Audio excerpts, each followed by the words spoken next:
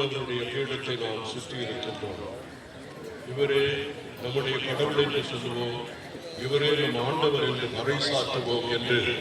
சங்கீத ஆசிரியர் பாடுகின்ற அந்த வார்த்தைகளை நாம் உச்சரித்து இறைவனுக்கு புகழ், அந்தோனியாரை தந்ததற்காக புகழ், என்னுடைய குடும்பத்திற்காக புகழ், ஒவ்வொரு திருத்தலத்திற்காக புகழ், ஒவ்வொரு பணி செய்கின்ற பணியாளர்களுக்காக,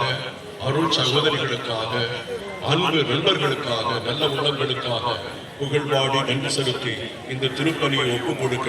உங்களை அன்போடு அழைக்கின்றேன். தந்தை மகன் தூய ஆவியின் பெயராலே